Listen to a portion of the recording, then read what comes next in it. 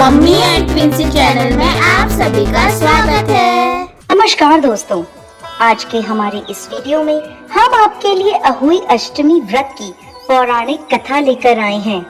एक समय की बात है, किसी नगर में एक साहूकार अपने 7 बेटे, 7 बहुएं और एक बेटी के साथ रहता था। दीपावली से कुछ दिनों पहले घर के आंगन को लीपने के लिए साहूकार की बहुएं और उसकी बेटी मिट्टी लेने के लिए गईं। मिट्टी खोदते समय साहूकार की बेटी की खुरपी से स्याऊ के बच्चे मर गए। यह देखकर स्याऊ नाराज हो गई और बोली, जिस तरह तूने मेरे बच्चे मारकर मुझे निसंतान किया है, उसी प्रकार मैं तुझे भी निसंतान कर दूंगी। मैं तेरी कोख बांध दूंगी। यह बात सुनते ही साहूकार की बेटी डर गई और उसने अपनी सभी भाभियों से अपने बदले कोख बंधवाने के लिए कहा, परंतु उसकी सभी भाभियों ने मना कर दिया। लेकिन सबसे छोटी भाभी ननद के बदले अपनी कोख बंधवाने को तैयार हो गई। उसके बाद से जब भी छोटी बहू के कोई संतान होती, वो 7 दिनों के बाद मर जाती थी। हर साल अहोई अष्टमी का व्रत आता।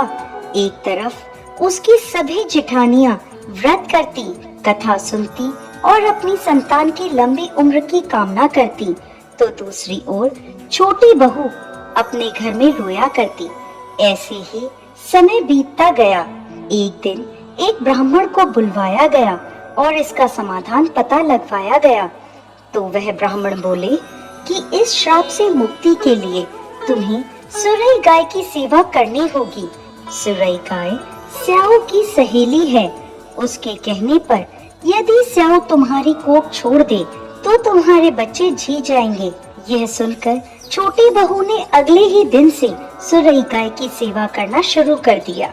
वह प्रतिदिन सुबह तड़के उठकर उसका गोबर आदि साफ कर देती, उसे चारा डाल देती और साफ पानी भर दिया करती थी।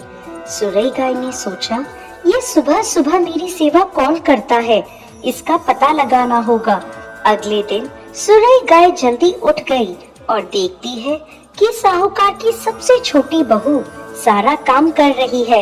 यह देखकर सुरई गाय बोली, तुम किस लिए मेरी सेवा कर रही हो? तो वह बोली, माता, स्याऊ माता ने मेरी कोख बांध रखी है, जिस वजह से मेरे बच्चे नहीं जीते। यदि आप उनसे कहकर मेरी कोख खुलवा दो तो मैं आपका बहुत उपकार मानूंगी। यह सुनकर सुरई गाय उसके साथ 7 समुंदर पार स्याऊ माता के पास चल दी। रास्ते में थक हार कर वो दोनों एक पेड़ की छांव में बैठ गए। जिस पेड़ के नीचे वो दोनों बैठे थे, उस पेड़ के ऊपर गरुड़ पंखनी का घोंसला था, जिसमें उसके छोटे छोटे बच्चे थे। थोड़ी देर में साहूकार की छोटी बहू ने देखा कि वहाँ एक सांप उन बच्चों को खाने के लिए आया है। यह देखकर छोटी बहू ने उस सांप को मार डाला। जब गरुड़ पंखनी वहाँ आई तो उसने पेड़ के आसपास रक्त देखा, जिसे देखकर उसे लगा कि इसने मेरे बच्चों को मार दिया है। वो अपनी चोंच से साहूकार की छोटी बहू को मारने लगी। तब वह बोली, मैंने तुम्हारे बच्चों को सांप से बचाया और तुम मुझे ही मार रही हो। ये सुनकर गरुड़ पंखनी खुश हो गई और बोली, तुम जो चाहे मुझसे वर मांग लो। तब छोटी बहू बोली, बहन, 7 समुद्र पार स्याऊ माता रहती है, तुम हमें वहाँ तक पहुँचा दो। गरुड़ पंखनी ने उन दोनों को अपनी पीठ पर बिठाया और 7 समुद्र पार स्याऊ माता तक पहुँचा दिया। स्याऊ माता सुरई गाय को देखते ही प्रसन्न हो गई और बोली, आओ बहन, बड़े दिनों में आई हो, अब आई ही हो तो मेरे बालों में से जुएं निकाल दो।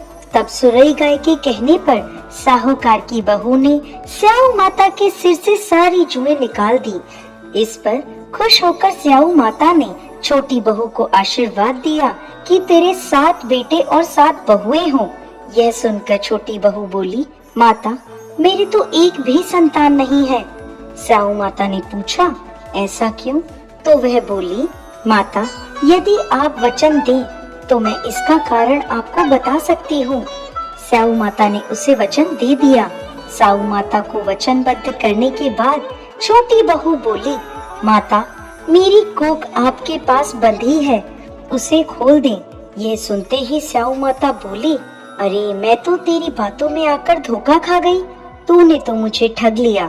जा, मैं तेरी कोक खोलती हूँ, अब तू घर जा और घर जाकर अहोई माता का उद्यापन करना, 7 अहोई बनाकर 7 कढ़ाई देना। साहूकार की बहू घर लौटी तो देखती है कि उसके घर में उसके 7 बेटे और 7 बहुएं बैठे हैं। यह देखकर वो बहुत प्रसन्न हुई। उसने 7 कढ़ाई और 7 अहोई बनाई और अहोई अष्टमी का उद्यापन किया। उधर दूसरी ओर जेठानियां बोली, चलो सब जल्दी जल्दी पूजा कर लो, अभी छोटी बहू का रोना धोना शुरू हो जाएगा। जब काफी देर तक उसकी आवाज नहीं आई तो भाभीियों ने अपने बच्चों को पता लगाने भेजा। बच्चों ने आकर बताया, माँ वहाँ तो उद्यापन का कार्यक्रम चल रहा है। ये सुनते ही सभी जेठानियां छोटी बहू के घर पहुँची और पूछने लगी कि तुमने अपनी कोक कैसे खुलवाई। तब वह बोली, भाभी साहू माता ने मुझ पर कृपा करी और मेरी कोक खोल दी। सभी लोग अहोई माता की जय जयकार करने लगे। हे अहोई माता, जैसे आपने पहले साहूकार की छोटी बहू पर कोप किया, वैसे किसी पर मत करना, और जैसे बाद में उस पर कृपा करी, वैसे ही इस कथा को कहते, सुनते और हुंकार भरते सब पर कृपा करना। कथा अधूरी हो तो पूरी करना और पूरी हो तो मान करना। जय Ahoi Mata. Thank you for watching. Please like, share and subscribe.